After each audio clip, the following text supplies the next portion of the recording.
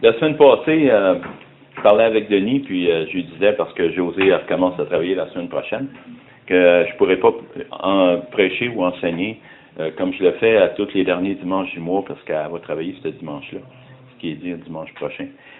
C'est pour ça que je suis ici aujourd'hui comparativement à dimanche prochain. Fait que Denis me demandait, ça va être quoi ton message? T'as-tu une idée? Oh oui, j'ai dit, mais je savais pas qu'est-ce qu'il allait prêcher, lui. J'ai dit, ça va s'appeler la véritable lumière. Ah, OK. Quand je l'ai écouté prêcher, j'ai dit, bon sang, il me reste plus rien à dire. On aurait pu mettre ce titre-là la dimanche passé là-dessus, puis ça aurait été correct. Mais là, j'avais envie de changer mon message. Puis c'est comme le Seigneur me dit, non, c'est ça que je veux que tu parles, c'est ça que je veux que tu dises.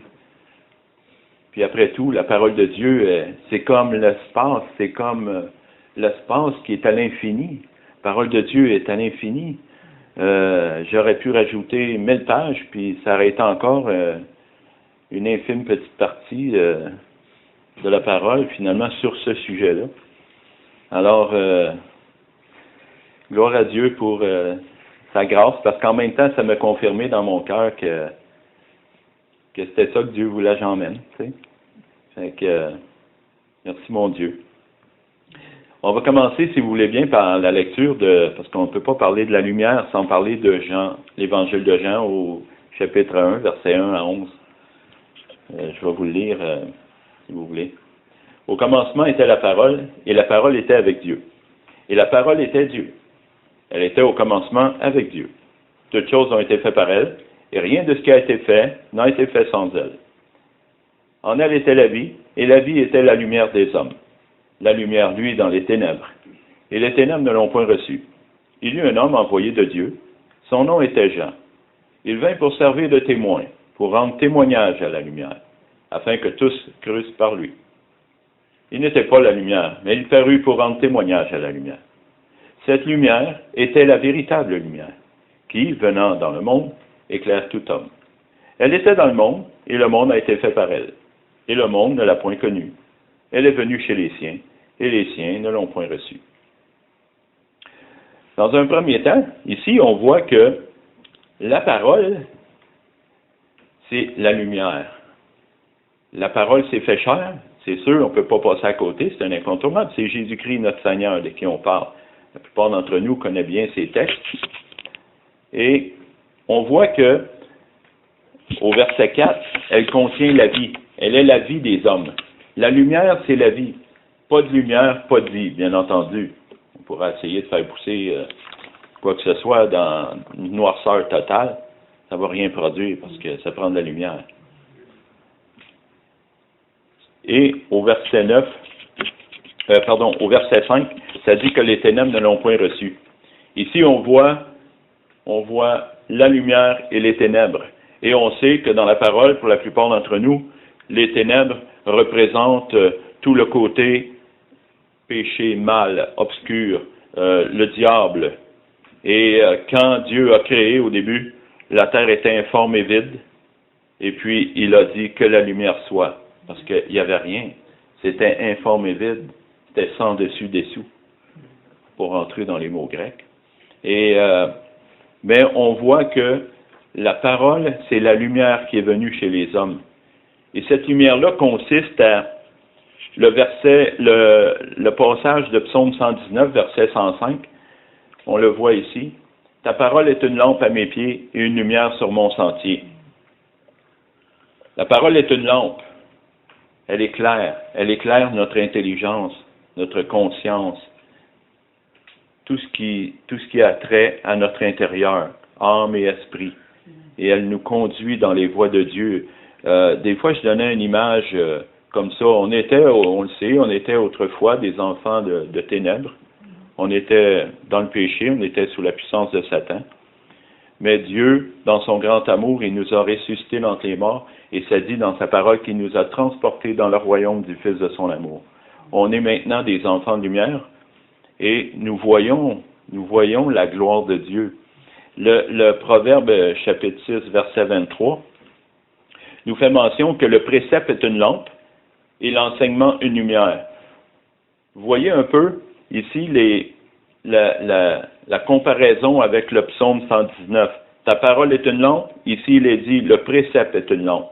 La parole, c'est un précepte. Un précepte, c'est une formule qui exprime un enseignement, un régime dans un domaine particulier. Ça donne une direction.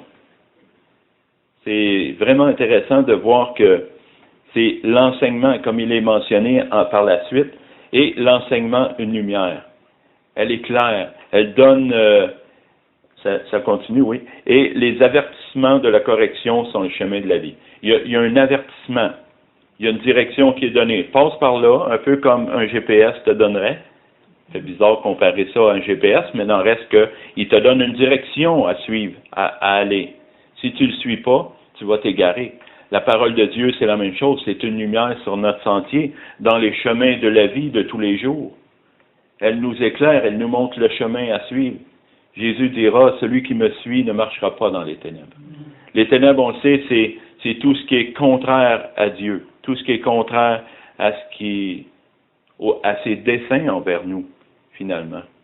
Et Salomon lui-même, puis on ne l'aura pas sur l'écran, Salomon lui-même, il dit dans le Proverbe 1, ça m'est apparu comme ça à l'esprit, il dit dans la version parole vivante, ces proverbes apprennent à l'homme à se conduire avec sagesse et à accepter les recommandations. Il lui donne à comprendre des paroles pleines de sens. Il enseigne à vivre de façon intelligente, en ayant un comportement juste, équitable et droit. Il donne des exemples de bon sens aux ignorants, des connaissances et des sujets de réflexion aux jeunes gens. Mais les sages, même les sages, le consulteront avec profit, même les intelligents y trouveront des directives. C'est bon, hein? C'est bon. Puis,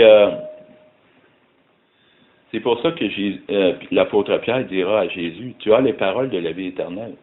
À qui irai-je d'autre qu'à toi? Ces paroles sont esprit et vie. Sa parole, elle vient nous nourrir, elle vient nous éclairer, nous fortifier. On regarde dans un premier temps qu'est-ce que la lumière. Et c'est ce que ça nous fait voir, à travers ces différents versets. Il y a le psaume 19, 7 à 11, que j'aime bien aussi, dans la version Louis II 21. Et ça dit, la loi de l'Éternel est parfaite. Elle donne du réconfort. Le témoignage de l'Éternel est vrai. Il rend sage celui qui manque d'expérience. Le décret de l'Éternel sont droits, ils réjouissent le cœur. Les recommandations de l'Éternel sont claires, il éclaire la vue. Ici, dans la vue, il est question d'intelligence. Et non pas de voir ce que je vois visuellement avec mes yeux, mais il éclaire la vue, l'intelligence. On se rappellera le passage des Écritures qui dit « Il nous a sauvés par le bain de la régénération, le renouvellement de l'intelligence. » Dans Tite 3.5.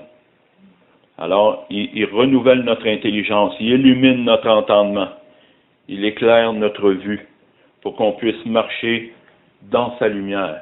Comme mon frère Denis me partageait, quand j'ai parlé de ça la semaine passée, le passage des Écritures qui dit « Par ta lumière, nous voyons la lumière. » Amen. Alors, il continue en disant « La crainte de l'Éternel est pure, elle subsiste à toujours. Les jugements de l'Éternel sont vrais, ils sont tous justes. Ils sont plus précieux que l'or, que beaucoup d'or fin. Ils sont plus doux que le miel qui coule des rayons. Ton serviteur aussi est éclairé par eux. Pour celui qui les respecte, la récompense est grande. » Il y a une grande récompense, une rémunération qui est rattachée à marcher dans ses voies, à suivre ses préceptes. Non seulement, comme dira 1 Timothée 4.8, l'exercice corporel est utile à peu de choses, tandis que la piété est utile à tout, ayant la promesse de la vie présente et de celle qui est à venir. Ici, la piété, ça a rapport dans le dictionnaire, quand on regarde l'explication, ça dit c'est un attachement fervent et respectueux. Au niveau familial, c'est un attachement fait d'affection respectueuse. On voit ici qu'il y a un attachement. Il y a un attachement avec une ferveur et un respect. Fait que la piété envers Dieu, c'est cela. Il faut s'attacher à sa parole. Il faut se nourrir de sa parole. C'est la lumière, elle est esprit, elle produit en nous la vie. et elle nous garde dans ses voies. Elle nous préserve de toute chute. La lumière du juste, ça dira dans la parole, la lumière du juste va croissant jusqu'au milieu du jour. Mais la voix du méchant, il n'en est pas ainsi. Il n'aperçoit pas ce qui va le faire tomber. Mais nous qui avons cette lumière en nous, elle nous éclaire, elle nous guide. Elle produit la vie, la liberté, la joie. On reconnaîtra le fruit de l'esprit à travers tout ça et tout ce qui pourrait vous venir à l'esprit à travers les bienfaits de la parole de Dieu. Mais il y a une chose qui a attiré mon attention dans ces versets-là de Jean 1, 1 à 11. C'est lorsqu'il dit au verset 9, « Cette lumière était la véritable lumière qui venant dans le monde éclaire tout homme. » Cette lumière était la véritable lumière. Moi, ça m'amène une question dans ma tête. Y a-t-il une autre lumière? Pour qu'ils disent, cette lumière-là, c'est la véritable lumière. Pourquoi? Y en a-t-il un autre? Ben, je voulais répondre oui et non, mais j'ai dit non, c'est vrai. Je vais répondre non et oui, plutôt que oui et non. Il n'y a pas d'autre lumière. Un peu comme Paul dira, si quelqu'un vous présente un autre évangile, vous allez la recevoir. Mais il dit non pas qu'il y a un autre évangile. Alors c'est dans le même sens de savoir, y a-t-il une autre lumière? Il y a une autre lumière, mais c'est pas vraiment une lumière. Puis cette lumière-là, on peut le voir dans Genèse chapitre 3, les versets 1 à 7. Le serpent était le plus rusé de tous les animaux des champs que l'Éternel Dieu avait fait. Il dit à la femme, Dieu a-t-il réellement dit, vous ne mangerez pas de tous les arbres du jardin? La femme répondit au serpent, nous mangeons du fruit des arbres du jardin. Mais quant au fruit de l'arbre qui est au milieu du jardin, Dieu a dit, vous n'en mangerez point et vous n'y toucherez point, de peur que vous ne mouriez. Alors le serpent dit à la femme, vous ne mourrez pas. Mais Dieu sait que le jour où vous en mangerez, vos yeux s'ouvriront et que vous serez comme des dieux connaissant le bien et le mal. La femme vit que l'arbre était bon à manger et agréable à la vue, et qu'il était précieux pour ouvrir l'intelligence. Elle prit de son fruit et en mangea. Elle en donna aussi à son mari qui était auprès d'elle, et il en mangea. Les yeux de l'un et de l'autre s'ouvrirent, et reconnurent qu'ils étaient nus, et ayant cousu des feuilles de figuier, ils s'en firent des ceintures. Vous voyez ici, il l'approche, puis il lui insuffle un enseignement, un précepte, une direction. Dieu a-t-il vraiment dit? Puis elle l'a écouté. Puis je partageais avec José ce matin, parce que je pensais aux gens à qui tu témoignes l'Évangile, puis qu'ils refusent. Non, je veux même pas en entendre parler, tais-toi. Puis si tu veux pas te taire, sors. C'est pourquoi elle n'a pas fait ça avec le diable? Pourquoi elle n'a pas fait ça avec le diable? Les gens aujourd'hui, mais José m'a emmené une bonne réflexion, une réponse à cela, c'est que le diable, il ne te donne pas le choix. Dieu te donne le choix. Il a donné le choix à Adam et Ève. Comme à nous maintenant, enfants de Dieu, qui avons recouvré cette liberté-là en Christ, nous avons maintenant le choix de marcher dans la boue ou de passer à côté. Adam et Ève avaient le choix de le faire. Mais eux, là, les gens du monde n'ont pas ce choix-là. Satan les soumet à sa volonté, ça nous dira, dans l'épître de Paul à Timothée. Le monde est sous la puissance du malin. Il leur apporte un enseignement, une éducation, une façon de faire. Et combien de...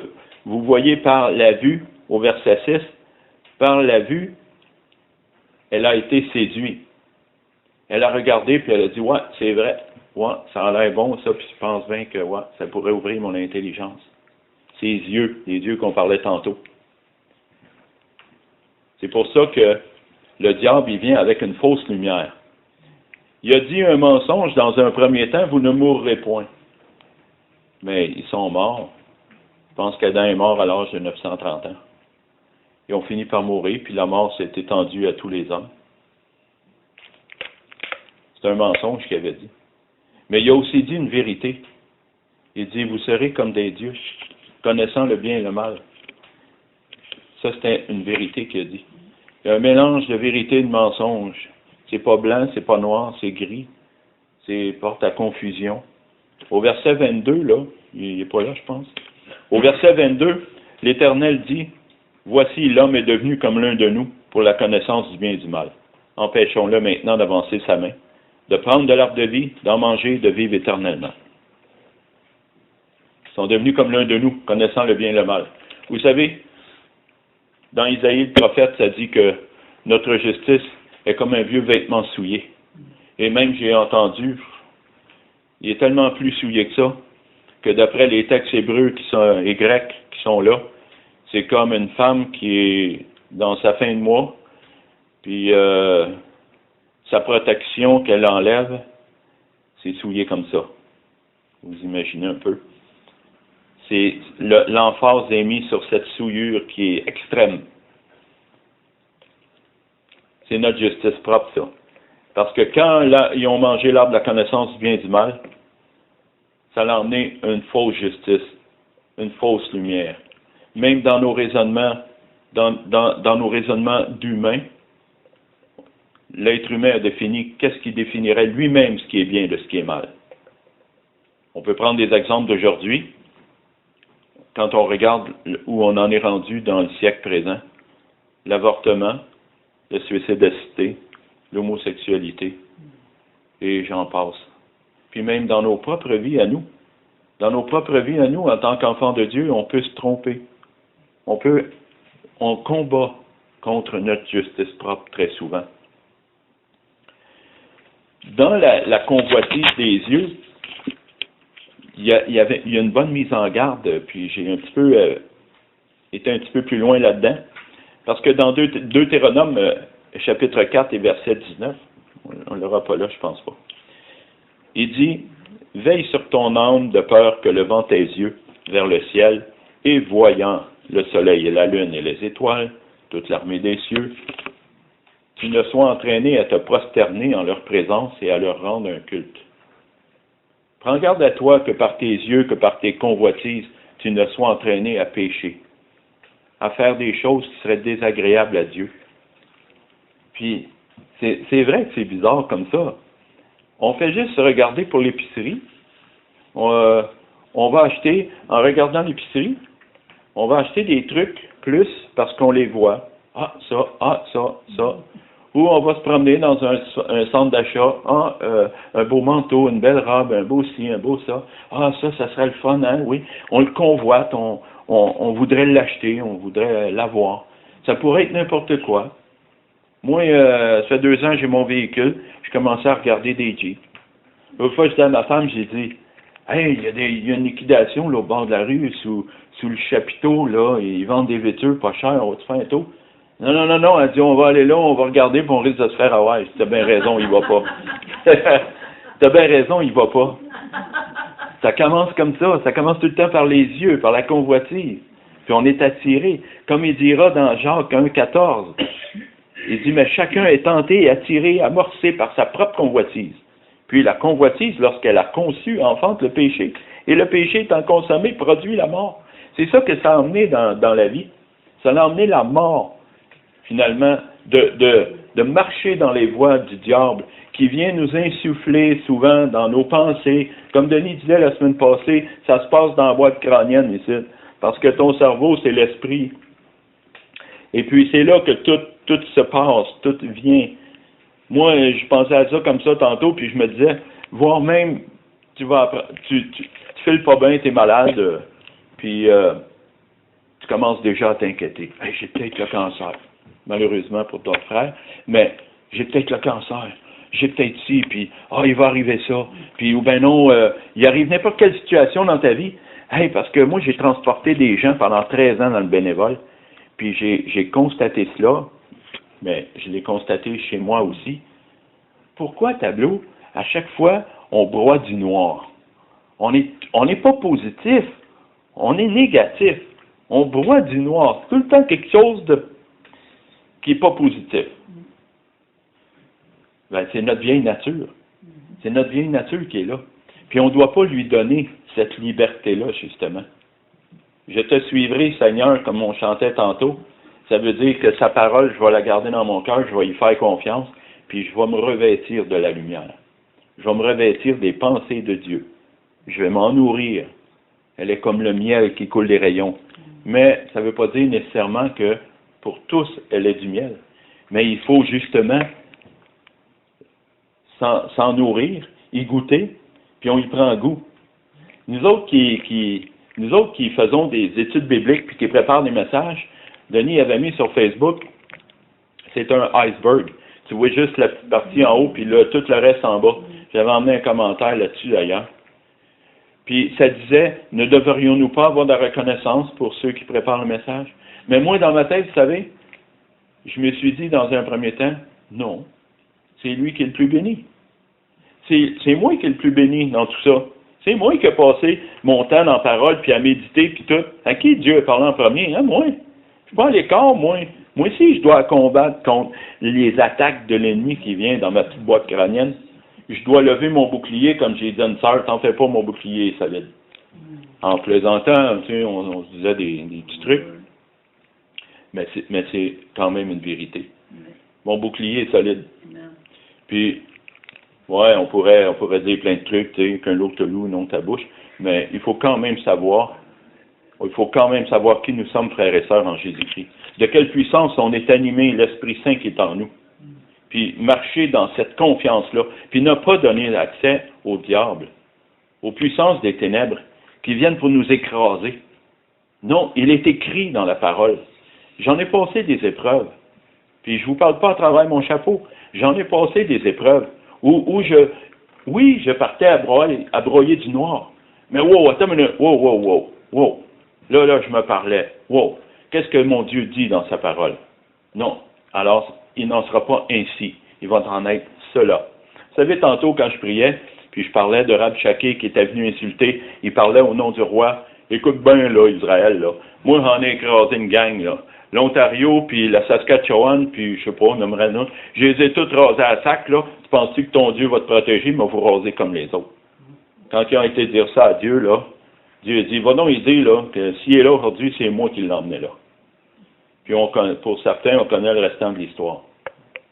Fait que quand dans notre vie à nous, là, le diable, il vient, là, pour essayer de nous faire peur, puis de nous insulter, puis de nous écraser, là, ben, frères et sœurs, Éphésiens chapitre 6, revêtons les armes de lumière. Revêtons-nous. Mais pour se revêtir, pour pouvoir faire ça, il faut toujours bien lire la parole. La lire, la méditer, l'étudier, partir des sujets, faut en être rempli. Des fois, dans le monde de l'ordinateur aujourd'hui, pour ceux qui se connaissent un peu, tu mets rien dedans, là, puis tonne tant que tu veux, rien ne va sortir de là. Il faut que tu y mettes de l'information pour qu'elle donne de quoi. Mais toi aussi, si tu n'as pas d'information, si tu ne nourris pas de la parole, tu ne reçois pas l'enseignement de Dieu, ses préceptes, sa parole, tu ne pourras pas avoir la vie. Tu ne pourras pas vivre triomphant. Et Romains 5,12, il dit, c'est pourquoi, comme par un seul homme, le péché est entré dans le monde et par le péché la mort, ainsi la mort s'est étendue à tous les hommes. Vous voyez que c'est pas étonnant que Satan lui-même, 2 Corinthiens 11, 14 et 15, c'est pas étonnant que le diable lui-même se déguise en ange de lumière. Et donc pas étrange que ses ministres aussi se déguisent en ministres de justice. Leur fin sera leurs œuvres. Il s'est déguisé en ange de lumière quand il est venu vers. Il vient souvent vers nous comme un ange de lumière. Ouais, mais Dieu, as-tu vraiment dit que tu ne peux pas faire ça? Dieu, as-tu vraiment dit que tu peux faire ça? Mais la parole, c'est notre boussole. Moi, des fois, je disais aux gens, excusez-moi,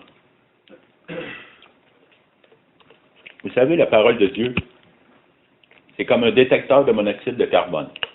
Le monoxyde de carbone, c'est inodore et incolore. Tu ne le vois pas et tu ne le sens pas. Mais si le détecteur sonne, je te donne un conseil, ouvre les fenêtres ou sors dehors. Parce que tu vas en respirer, puis même si on te donne de l'oxygène, si on a trop rentré dans ton système, tu vas mourir. Ça sort pas des globules blancs puis rouges. Il n'y a plus rien à faire si tu en respires trop. Il en est de même. De la puissance des ténèbres, de sa fausse lumière. Si tu te laisses nourrir, tu vas t'empoisonner puis tu n'auras plus rien à faire. Résiste-lui d'une foi ferme, sachant que les mêmes souffrances sont imposées à vos frères dans le monde. Revêtons-nous, frères et sœurs, des armes de lumière. Écoute, notre frère Denis, tantôt, il nous faisait part de ce qui se passe dans le monde. On va te dire une affaire. Remplis ta lampe d'huile. Parce que si ça arrive ici, c'est là qu'on va voir qui était vrai, qui était faux.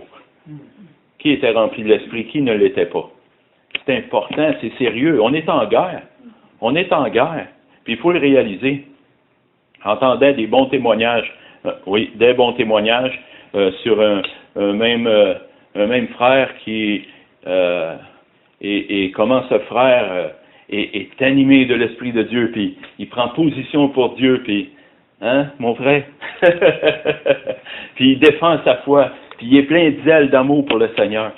Puis je me dis, hey, ça c'est bon parce que des fois pour nous qui sommes comme familiers, peut-être un petit peu relâchés, on se dit, hey, wow, tu vois-tu ce frère-là aller? Wow, c'est béni, c'est glorieux. Ça me net là, ça me secoue, ça m'encourage, tu sais. Et puis, c'est bon, c'est béni, gloire à l'Éternel. Alors, ces ministres aussi se déguisent en anges de lumière, frères et sœurs, comme il est écrit là. Il y a un exemple de ça dans Actes chapitre 15, les versets 4 et 5. Arrivés à Jérusalem, ils furent reçus par l'Église. Les apôtres et les anciens, ils racontèrent tout ce que Dieu avait fait avec eux. Alors, quelques-uns du parti des pharisiens qui avaient cru, se levèrent en disant qu'il fallait circoncire les païens et exiger l'observation de la loi de Moïse. On retrouve ces mêmes partis de pharisiens qui avaient cru dans Galates chapitre 2, versets 3 à 5. Mais Tite, qui était avec moi et qui était grec, ne fut pas même contraint de se faire circoncire. Et cela à cause des faux frères. Ça dit qu'ils avaient cru tantôt. Hein? Ça ne veut pas dire parce qu'ils ont proclamé qu'ils ont cru que c'était vrai. Et encore là, on voit une fausse lumière. Ils ont amené un enseignement qui était contraire à la parole. Ils ont dit, OK, c'est beau ça. Oui, OK, mais il faut vous faire circoncire, il faut observer la loi de Moïse si vous voulez être sauvé. Wow! Les apôtres ont dit, il s'était introduit furtivement et glissé parmi nous pour épier la liberté que nous avions en Jésus-Christ avec l'intention de nous asservir. Il veut nous rendre esclaves, il veut nous ramener à l'esclavage. Nous ne leur cédâmes pas un instant et nous résistâmes à leur exigence afin que la vérité de l'Évangile fût maintenue parmi vous. C'est encore pareil aujourd'hui, frères et sœurs, vous savez. On a reçu des enseignements de part et d'autre qui, malheureusement, et aussi heureusement, étaient erronés, et Dieu, dans sa grâce, a permis qu'un frère ou une sœur, parmi les sœurs, viennent l'un vers l'autre et on se partage une soi-disant vérité. Et l'autre, il dit, oh, mais t'as pas regardé ce verset-là qui dit ça, puis l'autre qui dit ça. Je trouve que ça coïncide pas tellement avec ça, ton idée, ta perception. Ça veut pas dire que tu es faux, là. Pas en train de dire que ça veut dire que tu es faux. C'est juste qu'il faut faire attention, quand même, que, comme la parole a dit, ne prenez pas foi à tout esprit, mais éprouvez-les pour savoir s'ils sont de Dieu. La seule façon d'éprouver, c'est à travers les Écritures. Alors, des fois, on a des réflexions, on a des pensées, un peu comme Adam et Ève ont eu, Ève en l'occurrence, puis Adam en a mangé quand même. Il faut vérifier à la lumière des Saintes Écritures si vraiment on s'en va dans la bonne trace, dans la bonne voie, si nos pensées, nos raisonnements sont bons. Parce qu'ici, on voit qu'il apporte une fausse lumière, un faux enseignement. C'est ces gens-là qui étaient là qu'il fallait être circoncis. On a un autre exemple de ça, c'est dans 1 Corinthiens chapitre 15, les versets 12. Or, si l'on prêche que Christ est ressuscité des morts, comment quelques-uns parmi vous disent-ils qu'il n'y a point de résurrection des morts? Puis il y a plein d'autres fausses doctrines comme ça qui peuvent être enseignées par ces faux frères qui s'introduisent, qui s'infiltrent. Pardonnez-moi. Il y en a, ça c'est les faux enseignants, ok? C'est la raison pour laquelle il faut absolument prendre la parole, frères et sœurs. Prendre la parole, la lire, la méditer, s'en nourrir. Pas juste se fier à... Le pasteur l'a dit en avant. Certains de nos ancêtres, c'est ce qu'ils faisaient. On va le dire ouvertement dans la religion catholique. Le prêtre le dit. Le prêtre le dit, ou l'ancien le dit, dans certaines autres religions. Ils n'ont pas été voir dans les Écritures. Va voir. Tu le sais, hein, c'était Bérée ou Éphèse, ou... Je me rappelle plus exactement, là, ça me venait à l'esprit un matin. Les apôtres, quand ils prêchaient, là, ça dit qu'eux autres sont allés voir dans les Écritures si c'était vrai ce qu'ils avaient prêché. Vous irez voir si ce que je suis en train de dire est vrai, là. Prenez pas tout ça pour du cash. Vous avez le droit d'aller sonder puis voir ce que je suis en train de dire, si c'est bien fondé ces Écritures. Si je dispense droitement des Écritures, parce que c'est là toute mon inquiétude, de dispenser droitement. Il en est de même de nous, frères et sœurs. On va être grandement redevables devant Dieu, parce que on ne peut pas être ignorant. L'ignorance sera aucunement valable devant Dieu au jour du jugement. Comme il dira dans sa parole, l'Épître aux Romains, je croirais. Dieu, sans tenir compte des temps d'ignorance, annonce maintenant à tous les hommes, aux hommes en tout lieu, qu'ils aient à se repentir. Sans tenir compte des temps d'ignorance. Même dans la loi des hommes ici-bas aujourd'hui, nul n'est censé ignorer la loi. On ne sera pas en cours en disant, Monsieur le juge, je ne savais pas, moi, je suis arrivé en Abitibi, puis je pensais qu'on pouvait tuer un orignal quand il passe dans le cours parce que je veux manger. Ou whatever, ce que tu pourrais imaginer de genre. Non, ça ne marche pas. Devant Dieu, ça va être pareil. Oui, mais Seigneur, moi, je pensais que c'était ta volonté. Il est arrivé ça, différents concours de circonstances, et j'ai cru que c'était toi, dans sa souveraineté. Savais-tu que Dieu peut t'éprouver? Il peut t'éprouver pour voir si tu vas lui rester fidèle, ou si tu vas te garrocher de tête baissée, dans un faux raisonnement, étant éclairé par une fausse lumière. Ça peut être acheter une maison, ça peut être changer de job, ça peut être whatever ce que tu peux mettre. Il y en a tellement de facettes. Il y en a plein. Mais c'est des faux raisonnements. Ceci dit, Jacques 1,22 nous dira, mettez en pratique la parole et ne vous bornez pas à l'écouter, en vous trompant vous-même par de faux raisonnements. On a des exemples dans la parole de Dieu là-dessus. Dans Acte 18, les versets 13 à 23, je ne crois pas qu'il va être là, Simon, il y a un certain Simon magicien, il a cru. Ça dit qu'il crut et il fut baptisé. Il a cru puis il a été baptisé. Mais tableau, quand il a vu que Pierre et Jean donnaient le Saint-Esprit par l'imposition des mains, il a voulu acheter à prix d'argent. C'est grave. Il a voulu acheter à prix d'argent. Ça dit qu'il a cru puis il a été baptisé, lui-là. Qu'est-ce qui se passe, là? Il veut acheter à prix d'argent le don du Saint-Esprit. Ben, il le met à jour. Pierre le met à jour. Ayant une parole de connaissance, il lui a dit, je vois que tu es dans un fiel amer. Tu es lié par ton péché. Repens-toi donc.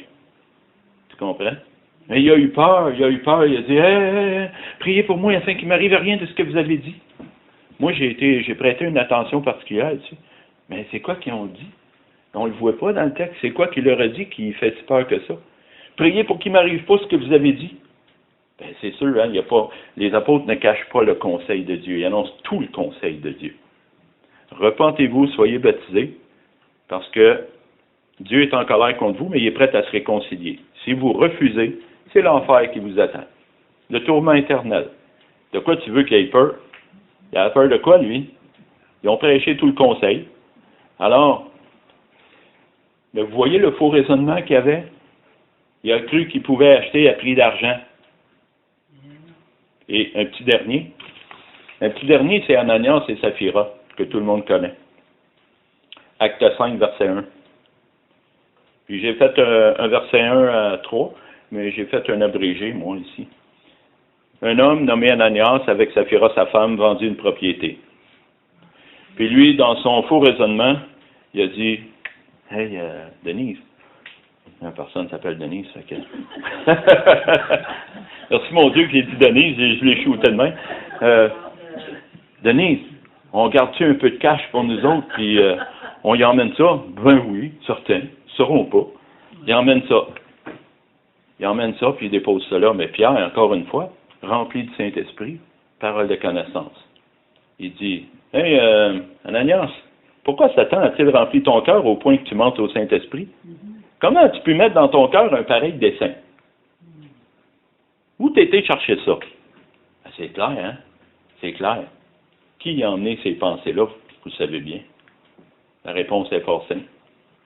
Puis ça peut nous arriver. Ça peut nous arriver. J'en ai fait des niaiseries, moi, c'est effrayant. Moi, j'en ai fait des conneries semblables. Je vais vous en dire, il y a un que la moins pire, c'est sûr, hein? Pas trop. Moi, je transportais du monde, puis j'avais droit à un dîner. J'ai droit, je suis pogné à Montréal, on peut me payer le dîner. Jusqu'à la concurrence d'un gros 9 $. Alors, ça me tente pas de manger, moi, du junk food puis des affaires à main. Mais j'ai droit, moi, je perds un privilège. Fait que je m'en vais au restaurant, je suis pas gêné, moi, vous me connaissez. Je rentre Harvey's, McDonald's, whatever, petit restaurant, tu sais, tu rentres quand même pas, je sais pas, moi, j'irai pas au Ritz-Carlton, là. Mais je rentre là, puis, excusez, monsieur, madame, ça vous dérange que je prenne votre facture, j'en aurais besoin? Ben non, prends-la. Je prends la facture, bon sang, il y a 4 piastres dessus, je m'en vais envoyer un autre. C'est grave, c'est fou, hein? Non, je vous dis ça comme ça, puis je ris, mais je me ramassais une facture. Mais à un moment donné, le Seigneur me dit, Serge, oh, ma bouteille était ouverte. J'avais oublié qu'elle était ouverte. Je me suis mis les pieds dans l'eau.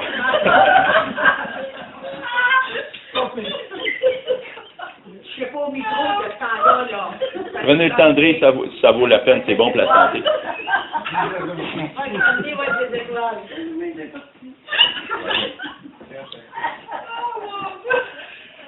Pas grave, c'est moi qui fais le ménage. Mais c'était pas un gros péché que tu avais fait là. Ta logique, là, un petit peu, là. C'est ça. Ramasse quelle facture pour ramasser mon Dieu aussi, là. Ouais. Ben oui, c'était quoi, c'est pas un vol, ça? Oui. Voyez-vous, je suis content que vous emmenez cette réflexion-là parce que c'est ce que je me disais moi aussi. Jusqu'à ce que mon Dieu me dise, Serge, la balance fausse est en horreur à l'Éternel. La balance fausse. C'est une fausse balance. Tu n'as pas mangé. Non, tu peux pas faire ça, Serge. Puis je ramassais même des tickets de stationnement. J'ai honte de moi. J'ai honte d'avoir fait ça. Je me suis corrigé, j'ai obéi à la voix de Dieu. Mais c'était pareil pour les stationnements. Mais voyez-vous le faux raisonnement que j'avais? C'est un faux raisonnement. Si l'Éternel vient dans ton cœur, il vient dans ton cœur, puis il te dit, Serge, arrête ça. C'est une fausse balance, ce n'est pas juste. Va manger, puis collecte ce que tu veux, selon ce qui est acquis, mais ne fais pas ça. Si ton Dieu te dit dans la parole que c'est une balance fausse, arrête ça, obéis. Obéis, c'est mieux. Alors, c'est un faux raisonnement que j'avais, de croire que c'était juste. C'était pas juste. C'est un peu comme si je te dirais, écoute, il est marqué 20 piastres là-dessus, là. Et lui, il me dit, donne-moi 10 piastres, c'est ça que ça vaut. Ou encore, des fois, quand on va à l'épicerie, puis il a oublié de passer le pain, puis tu es parti avec ton pain, ou whatever, tu vas dire, il l'a oublié, écoute. Thank you, Lord. Mais non, c'est un faux raisonnement. Mais non, c'est un faux raisonnement. Voler pour un pain, là, regarde, ça va pas. Bon, mais des fois, tu ne l'as pas volé, tu sais. Il a juste oublié de te le passer. Il t'a remis ton change, il te l'a pas remis comme il faut. Oui, tu t'en es aperçu que le pain ne va pas passer, puis tu as parti avec le pain quand même sans le payer. Toutes ces choses-là vont aller avec ta marche dans le Seigneur. Vous savez, la parole a dit que étroit et resserré le chemin qui mène à la vie éternelle. Puis quand tu marches avec ton Dieu, le chemin devient de plus en plus étroit et resserré. Hier, tu avais le droit. Hier, entre parenthèses, tu avais le droit d'aller réclamer ce que tu n'as pas dîné, un stationnement que tu n'as pas payé, même si tu étais stationné dans le stationnement, parce que tu cherchais des billets. Mais quand ton Dieu va te dire, aujourd'hui c'est assez, arrête ces niaiseries-là. Là, tu as 5 ans, là, tu avais le droit à 5 ans. Là, tu as 6 ans aujourd'hui, tu deviens un grand homme, tu vas apprendre quelque chose de mieux. Je vais t'amener une lumière de plus dans ta vie. Je vais t'éclairer là-dessus. Tu vas t'affranchir de ce faux raisonnement-là, de cette fausse justice-là. Il faut veiller, frères et sœurs. Il faut veiller absolument à rechercher la sanctification sans laquelle la parole nous dit « Nul ne verra le Seigneur ». Et ça nous dit dans un commentaire biblique, il s'appelle Hale. Il dit « Celui qui est animé d'une sagesse terrestre peut se vanter d'accomplir l'œuvre de Dieu, alors qu'en réalité, il ne fait que satisfaire sa propre ambition. » Des fois, on forme des projets, puis on veut embarquer Dieu dans nos projets. Je vais faire ça, Dieu est avec moi, je vais réussir. Je vais faire ceci, je vais faire cela, mon Dieu va me bénir, ça va marcher. Un peu comme Jacques dira dans son épître, vous demandez mal dans le but de satisfaire vos propres convoitises. Des fois, c'est nos propres convoitises, nos propres ambitions, nos propres perceptions de notre vie Mais notre vie ne nous appartient plus, comme Pasteur Denis nous a emmené la semaine passée. Nul ne vit pour lui-même. Nul ne vit pour lui-même. Maintenant, je vis pour toi. Je vis pour toi, pour toi, pour toi. Ma vie ne m'appartient plus. Je ne dois pas être une occasion de chute pour toi. D'aucune façon. D'aucune. Et si je découvre qu'il y a quelque chose dans ma vie qui est une occasion de chute pour toi, je vais m'en repentir et je vais m'en détourner. Il m'importe peu de confesser mes faiblesses. Pourquoi? C'est ce que je partageais l'autre fois avec Pasteur Denis. Pas pour... Ça ne peut pas me glorifier. C'est pas quelque chose qui est glorifiant, là, ce que je viens de dire là. Puis si je confesse mon péché avec un frère dans l'intimité, c'est parce que mon péché, je ne l'aime pas. Je ne l'aime pas, je l'emmène en lumière, je le mets à jour. Si tu fermes ta boîte, ta bouche, je ne dirais pas si tu fermes ta gueule, si tu fermes ta bouche, ah oui. Pose-toi la question, peut-être que dans le fond de ton cœur, tu le chéris, tu l'aimes et tu le justifies. Emmène-le en lumière. Tout ce qui est emmené en lumière, ça vient de se trancher là. Il faut prendre garde de ne pas se tromper soi-même par de faux raisonnements et laisser accès au diable. Des fois, la parole dit ne donnez pas accès au diable. On s'imagine des grosses affaires, mais des fois, c'est dans des petites affaires. Des affaires que, comme, excuse-moi de prendre un exemple, mais comme notre sœur disait, mais c'est pas grave ça, ta facture? Ben non. C'est vrai que ça peut ne pas être grave, mais c'est grave. C'est grave parce que mon Dieu me l'a montré. Mon Dieu me l'a dit. Il peut me le dire comme ça par son esprit parce que je suis en communion avec, dépendamment comment je me tiens près de lui, et il peut me le dire par la bouche d'un frère ou d'une sœur.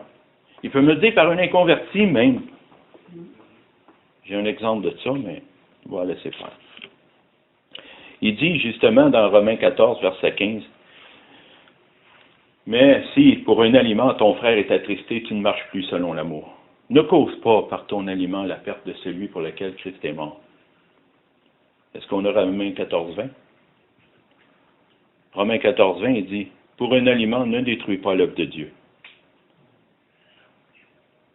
Imaginez-vous, on parle d'un aliment ici, là. Si j'en viens à toi, puis je te dis, j'ai fait une blague à Pierrette hier, justement, là-dessus. C'est une blague que je lui racontais, tu sais, en disant que je mangeais pas de porc, c'est un animal un peu. Mais, tu vois, pour une bagatelle, hein, c'est une bagatelle, la nourriture. Si tu me dis, « Hey, non, moi, je mange pas ça. » Ben là, est-ce que je vais résister? Est-ce que je vais résister? Moi, je faisais une blague, là. Mais si tu es sérieux, que pour toi, c'est une occasion de chute, que je mange quelque chose, ou que je boive, tiens, je bois de la bière. On va prendre cet exemple-là. Je bois de la bière quand il fait chaud, une bière ou deux, comme ça, assis au balcon, rien de plus. Mais pour toi, c'est une occasion de chute que je boive une bière ou deux. Si je suis même pas capable, je suis frustré dans mes tripes, puis j'essaye de débattre avec toi le sujet, que je suis libre en Christ, puis mais table au loin. Imagine-toi quand il va venir te voir, l'Esprit Saint, puis il va te parler par un frère ou une sœur pour quelque chose qui est encore, que tu as plus à cœur encore. Tu n'es même pas capable de faire ça, mais toi, ben, tu vas faire ça. Ça démarque vraiment comment ta chair a une emprise sur toi, comment tu vis, tu marches par la chair. Tu ne marches plus par l'amour. Ne plus marcher par l'amour, c'est ne plus marcher par l'esprit, parce que le fruit de l'esprit, c'est l'amour. Alors, je dis tout ça, frères et sœurs, pour que, selon Luc 11, 35, ça dit, « Prends donc garde que la lumière qui est en toi ne soit ténèbres. » Prends donc garde. Il faut prendre garde, frères et sœurs. Moi là, puis j'ai remarqué, ça fait drôle, moi là, je pensais à mon frère Denis, je pensais à moi, puis je pensais à d'autres frères que je connais. Des fois, on capote. J'ai vu qu'on capotait. On se remettait constamment en question. Non, je suis sauvé, moi. Tu venais de l'esprit, moi. Je marche-tu par l'esprit, moi? Quand je me regarde, Caroline, je me disqualifie. On a la crainte de Dieu. On est dans la crainte. Mais écoute, je le sais que je suis sauvé, là. Je le sais que je suis né de nouveau. Mais je suis constamment à m'éprouver moi-même, à me sonder moi-même, comme la parole le dit. Éprouvez-vous vous-même pour voir si vous êtes dans la foi. Il ne faut pas tout prendre pour acquis. Tu comprends? Oui, mon salut est assuré, on l'a chanté tantôt. Mon salut est éternel. Rien ne me revirera de sa main, rien ne me séparera de son amour. C'est lui, mon salut repose sur lui. Mais faut-il encore que je m'approche de lui, que je le suive, que je suive sa parole, que sa parole soit en moi et que je sois dans sa parole. Pour ce faire. Alors, j'achève, frères et sœurs. Isaïe chapitre 50, les versets 10. Celui-là, je pense qu'il faut lire.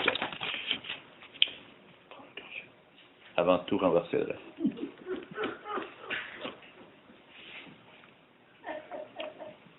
Mais vous me suivez jusqu'à maintenant? Vous voyez le point? C'est rare. Oui. C'est ça de deux, c'est renversant. Et moi, je suis capable de faire ça, et moi, je patauge dedans. Isaïe 50, et verset 10. Quiconque parmi vous craint l'Éternel, qu'il écoute la voix de son serviteur. Quiconque marche, excusez, je vais me sortir la langue de même. Quiconque marche dans l'obscurité et manque de lumière, qu'il se confie dans le nom de l'Éternel et qu'il s'appuie sur son Dieu. Ça veut dire sur sa parole. Rappelons-nous le psaume 19, les versets 7 et 8 qu'on a lus tantôt. La loi de l'Éternel est parfaite, elle donne du réconfort. Le témoignage de l'Éternel est vrai, il rend sage celui qui manque d'expérience. Les décrets de l'Éternel sont droits, ils réjouissent le cœur. Les commandements de l'Éternel sont clairs, il éclaire l'intelligence. Et encore Éphésiens 5:8. Autrefois vous étiez ténèbres et maintenant vous êtes lumière dans le Seigneur. Marchez comme des enfants de lumière. Le Seigneur a fait une promesse dans sa parole. Il dira dans 2 Corinthiens chapitre 4 verset 6, on ne l'aura pas là. Car Dieu a dit, la lumière brillera du sein des ténèbres, a fait briller la lumière dans nos cœurs et pour faire resplendir la connaissance de la gloire de Dieu. Sur la face de Christ. Quand je lis ça, moi, sur la face de Christ, là, ben, c'est toi, mon frère, c'est toi, ma sœur, c'est moi, c'est toi, c'est toi. C'est toi, la face de Christ. C'est toi qui est un livre ouvert, une lettre écrite. Pour faire. Puis c'est toi qui as eu la connaissance de Dieu. Encore là, c'est pas sur le screen, mais il dira dans 1 Corinthiens 2,16, qui a connu la pensée du Seigneur pour l'instruire? Pour en être instruit, en d'autres mots. Qui a connu la pensée du Seigneur pour en être instruit? Or, nous avons la pensée de Christ. Nous avons la pensée de Christ. Dans sa parole. Il faut prendre sa parole. C'est le bouclier de la foi.